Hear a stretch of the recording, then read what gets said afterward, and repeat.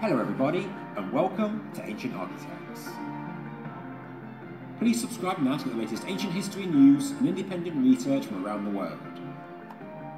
King Khufu, also known as Cheops in ancient Greek, is one of the most talked about pharaohs in ancient Egyptian history due to his association with the Great Pyramid. But in terms of archaeology and history, there is very limited information about him. For a man who is supposed to have built the Great Pyramid, the most incredible human accomplishment of all time, why do we know so little? Although most believe that the Sphinx is way older, many alternative researchers do actually believe that the Great Pyramid was the work of Khufu. Because, as the great John Anthony West pointed out many times, if you actually observe the Khufu graffiti above the King's Chamber, it was clearly painted before the blocks were laid. This subject of the age of the Great Pyramid is of course an ongoing debate, but for the purpose of this specific video, I'll assume that John Anthony West is correct. So, what do we know about Khufu?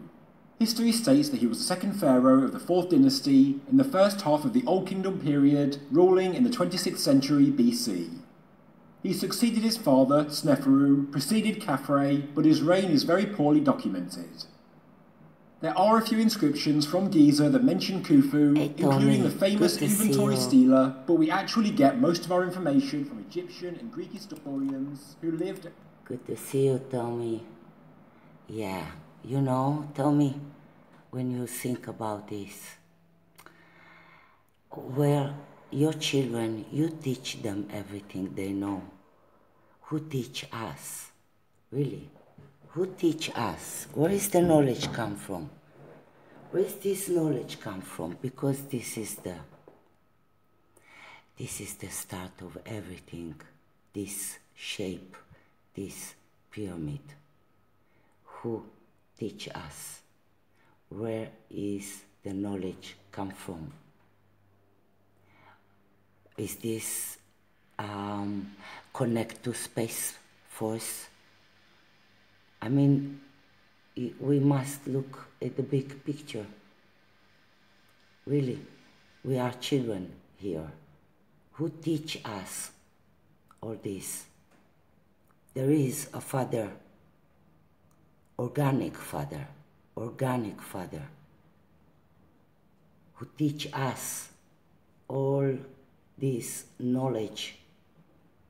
Otherwise, we can't explain so many things. So must be a father and mother for this knowledge, or father for this knowledge, organic father.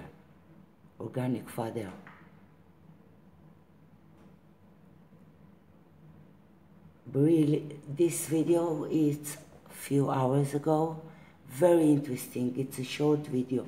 Let's listen to this.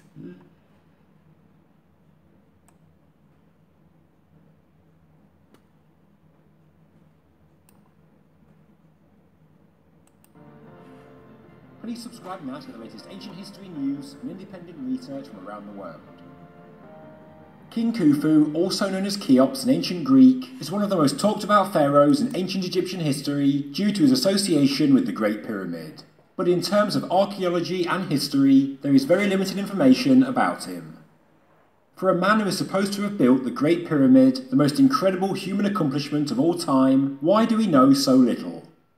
Although most believe that the Sphinx is way older, many alternative researchers do actually believe that the Great Pyramid was the work of Khufu. Because, as the great John Anthony West pointed out many times, if you actually observe the Khufu graffiti above the King's Chamber, it was clearly painted before the blocks were laid. This subject of the age of the Great Pyramid is of course an ongoing debate, but for the purpose of this specific video, I'll assume that John Anthony West is correct. So, what do we know about Khufu? History states that he was the second pharaoh of the 4th dynasty in the first half of the Old Kingdom period, ruling in the 26th century BC. He succeeded his father, Sneferu, preceded Khafre, but his reign is very poorly documented. There are a few inscriptions from Giza that mention Khufu, including the famous inventory stela, but we actually get most of our information from Egyptian and Greek historians who lived around 300 BC. That's more than 2,200 years after his reign. This therefore offers a number of problems. These later chroniclers, such as Manetho, Diodorus Siculus, and Herodotus, all portray Khufu in a very negative light. Manetho was an Egyptian high priest, scholar, and historian, and referred to Khufu as Sufis. He says that Sufis was the second king of the 4th dynasty, reigned for 63 years, and that he erected the Great Pyramid. Manetho also states here that Herodotus says Cheops built the pyramid. This either implies he believes that Sufis and Cheops were two different people and Herodotus was wrong, or that Cheops is the Greek name for Sufis. Manetho states that Sufis was disdainful of the gods, but what really interested me though was the next line. He says that Sufis composed the sacred book, and interestingly, Manetho says he acquired the book because it contained a great treasure. The names of the 4th dynasty kings recorded by Manetho differ greatly to how we know them today. Instead of Snefru, he says Soris. Then there is Sufis I and II instead of Khufu and Khafre, followed by Mencheres for Menkore. It misses out Djedefre, and after Menkore, the rest of the kings' names vary greatly to how we know them today. Different versions of the works of Manetho, such as the Armenian version of Eusebius, say the third king, the second Sufis, was actually the builder of the Great Pyramid. Interestingly, Manetho says that there was no achievement worthy of mention by the other pharaohs, which is strange as we are told that Snefru, Khafre, and Menkore each built significant pyramids during their respective reigns. But anyway, historians today believe that Sufis, Khufu, and Cheops are all one and the same person. Like in the reign of Manetho's Sufis, the grandfather of history, Herodotus, states that the reigns of Cheops and Khephren, aka Khufu and Khafre, were turbulent times, saying, "The Egyptians so detest the memory of these kings that they do not much like to mention their names. Hence they commonly call the pyramids after Philitian, a shepherd who at that time fed his flock about the place." This is an important piece of information, yet appears to be a throwaway comment from Herodotus. A man owned flocks around Giza at the time of the pyramid's construction, and the Egyptians attributed the building of the greatest structure the world has ever seen to this man. Surely the Egyptians could have simply rewritten the history of the pharaoh or claimed it was the work of a high priest or a prince. But no. According to Herodotus, the Egyptians said the pyramids were the handiwork of a local shepherd, whose name suggests he was a Philistine, a man who came from or was located in Philistia, modern-day Palestine. Richard Proctor, a famous astronomer, said that this reads like a strange misinterpretation of a story related to Herodotus by Egyptian priests. Before we pursue Khufu any further, we need to take a closer look at this local shepherd. There is a period of Egyptian history where the Hyksos, which some translate to mean the shepherd kings, came into Egypt and lived and ruled in the eastern Nile Delta region and Middle Egypt for a limited time, sometime in the 15th dynasty. The rule of these kings overlapped with the native Egyptian pharaohs of the 16th and 17th dynasties, better known as the Second Intermediate Period. The writings of Manetho, Josephus and others talk of the shepherd kings, but many historians and antiquarians believe they are not talking about the events of the 15th dynasty, but actually something that took place in the 4th dynasty. The historian Josephus quotes Manetho and says there was a period in the Egyptian past when, by peaceful means, some shepherd kings had the Egyptian rulers in their hands. According to the book Miracle of the Ages, The Great Pyramid by Worth Smith, Herodotus met Manetho and they spoke at length through an interpreter. Manetho informed him that the architect of the Great Pyramid was Philitian, of a people known as the Hyksos, or the Shepherd Kings. The book goes on to claim that Manetho told Herodotus that eventually the Shepherd Kings, having completed the Great Pyramid, eventually migrated east. So every year we celebrate the freedom from Egypt, from Pharaoh. Next month it's going to be Pesach, and we speak about be free from Egypt, from Pharaoh, and we speak about Pharaoh in this story. So every time it's bring you to the start. This is the start of all the knowledge in the Hebrew calendar. we are, it's now Hatashat. It means 5,779 exactly. We are old, years old. So the pyramid is 4,500 years old. So this is the key. This is the key. Who is the organic teacher? Because somebody teach us all this. We just, you know, like a monkey, we repeat this knowledge. Somebody, there is a father for this knowledge. There is a father, organic teacher.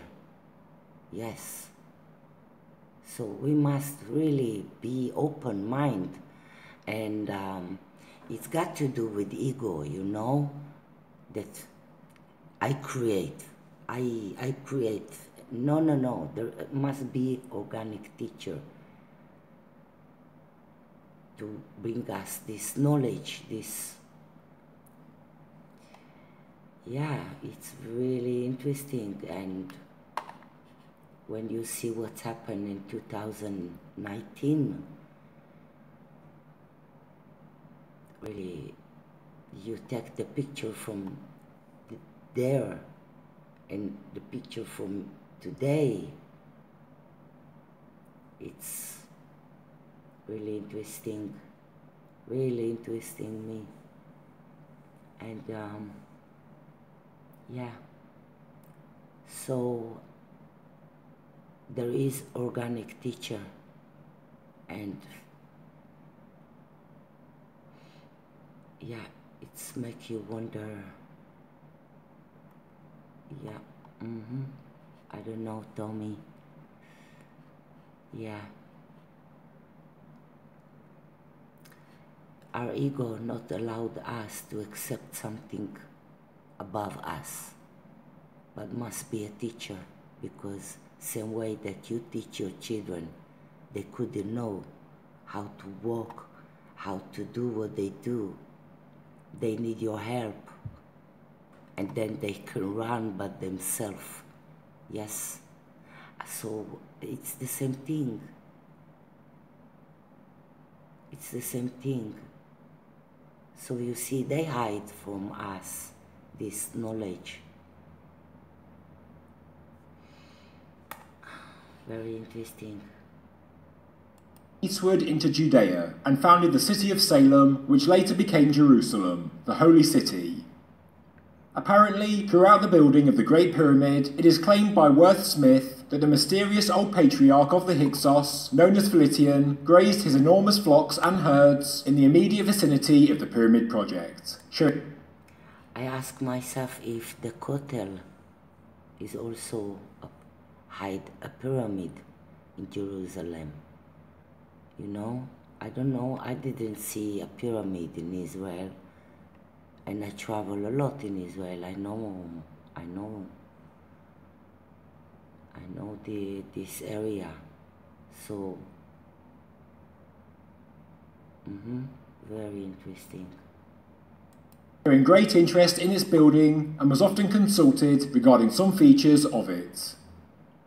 So, to bring this information all together, the 4th dynasty king who built the pyramid, according to ancient historians, was Khufu, Cheops or Sufis. 3 different names but were all the same person, and he was in charge of building the Great Pyramid. But it looks as though it was under the guidance of a shepherd king from the east, and he was known as Philitian. Worth Smith says that the shepherd king Philitian...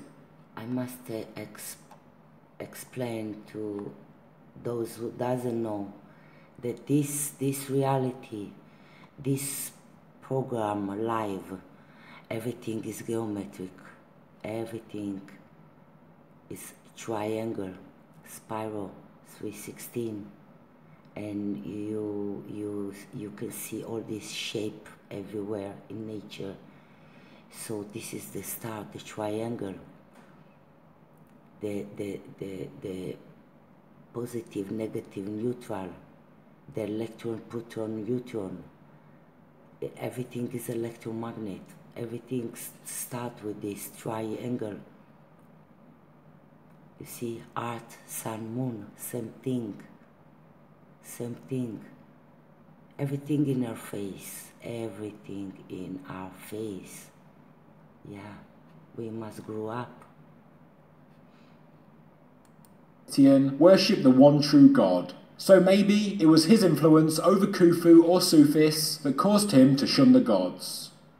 As stated, Herodotus says that when Cheops, the Greek name for Khufu, became king, he brought the people every kind of evil, shutting all the temples, stopping ritual sacrifice, and made the Egyptians work for him and his building projects. He says that for 10 years they made preparations, including building the causeway, and then 20 years building the pyramid using machines to lift heavy blocks. He also says that the king forced his daughter into prostitution in order to raise the funds for the building project. If this Philitian brought monotheism into Egypt, influencing Khufu in the 4th dynasty, it is very interesting because in my previous video I explained that the Sphinx also portrays the monotheist. And this shape of pyramid present the plasma, present the electricity. This shape is very important for us as a vibration, as energy. Oh, Mamma Mia, we've got, they hide from us this knowledge, and we must discover this by ourselves. Yeah, of course there is organic father for this knowledge. This is the start of everything in this creation. Where it come from? Who teach us? We are the children here. Who teach us all of it?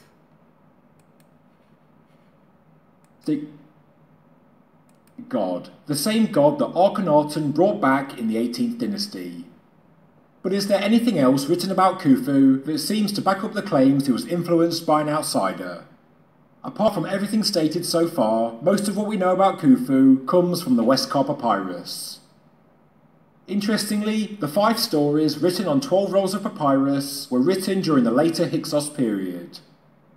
The Westcar Papyrus certainly paints Khufu in an interesting light. There is, and always has been, an element of intrigue and mystique around Khufu. And, as I stated in my previous video looking at the Sphinx, I believe that Khufu... Tommy, are you still here? I'd like to know if I'm still alive. Was the first monotheistic dynastic pharaoh, but historic accounts seem to infer he was influenced. This makes sense if he was to implement such drastic changes. The ideas had to come from somewhere. In the Westcar Papyrus, there is a story called Khufu and the Magician, told by his son Hardadev. He tells his father of a magician named Jedi, who has the power to reattach a severed head and can tame a wild lion. Yes, Tommy. But most interestingly, he also claims that Jedi has information regarding the Temple of Thoth, another name for the famous Hall of Records. Khufu orders Hardadev to bring Jedi to his court, and there he questions him on his knowledge of the temple. Jedi claims that while he does not know the number of rooms in the temple, he does know where they are. He says there is a flint box in a room called the Inventory in Heliopolis, and the information is in that box. Jedi can't bring the box to him, but he says that the eldest of 3 sons, born to Regeded, the wife of a priest of Ra, will bring it to him. It is said that the eldest son will become chief priest at Heliopolis. The story leads into the next Westcar Papyrus tale about the birth of the 3 sons, but due to an incomplete papyrus, we do not know how the saga ends. Did Khufu actually gain the knowledge of the Temple of Thoth? Is this the basis of the Sacred Book of Sufis, aka Khufu, talked about by Manetho? Was Jedi the man that Herodotus called Philitian? Jedi is described as a commoner of extraordinary age, endowed with magical powers and talented in making prophecies. He ate 500 loaves, a shoulder of meat, drank 100 jugs of beer, can reattach heads to bodies and can tame lions. times. Yeah. He could also perform other miracles and wonders. The magnet. Jedi brings a number of red. magic books with him to meet the Pharaoh, reattaches the head of a goose to its body, as well as that of a waterfowl and an ox. Khufu sets Jedi up with an allowance, food and drink, and said he could live in the house of Prince Hordadev. Jedi does say that the eldest son of Regidet would become chief priest of Heliopolis, and the next story says that Khufu was still king when the 3 children of Regidet were born, so maybe Khufu did find the Temple of Thoth, which is believed to be the so-called Hall of Records. By all accounts, Khufu did change the state religion of Egypt, and it is possible he was the first monotheist in ancient Egyptian history. Accounts say he built the Great Pyramid under the influence of a shepherd king from the east, who could be the same man who influenced Khufu's change in religion, and therefore the Great Pyramid could be a symbol of this monotheistic religion. This man could well be the magician from the Westcott Papyrus, who knew how to find the Lost Hall of Records. What they've done to us. Khufu then went on to write a sacred book, a book which Manetho eventually went on to own hundreds of years later. There is no mention of this sacred book in any later works, and it seems to have disappeared from history.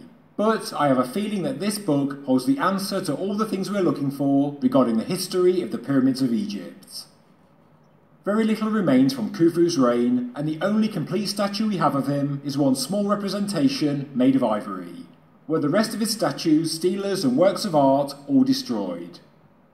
As stated in my last video, this sounds all too familiar when you study the aftermath of Akhenaten's rule in the 18th dynasty. Khufu was clearly a heretic king when compared to the other pharaohs, and the Egyptians seem to have wanted to erase him from history. The cult of Khufu did live on and re-emerged in later dynastic history, as is evident with the Westcott Papyrus, but his legacy is not one of a master builder of the greatest wonder of the world, but of a despot who shunned the gods and was influenced by an outsider. Electromagnet. To close this video, going back to the Westcott Papyrus, it's said that the outsider, the magician Jedi, could tame lions. Well, maybe this is a subtle reference to the giant acre lion on the Giza Plateau, the Sphinx. I have just launched a new YouTube channel called Space and Planet, which looks at Earth and space science news, as well as independent scientific research from around the world. Please subscribe now to give my new channel a head start. Thank you. Yeah, very interesting. Very, very interesting. Must be a father. Must be organic father. No way this knowledge come. You know, by himself. No way. So yeah, it's I don't know how much time I've got with this video broadcast. So I'm gonna end this video because it's really important. This is the piece, the small piece, the last piece that we need to find out. Yeah, who teach us all this incredible, beautiful knowledge, where it's come from. Must be something organic, somebody organic. Yeah, no question about this. It doesn't come by himself like this. Yeah. Much love, Tommy. Much love you all. Thank you for listening.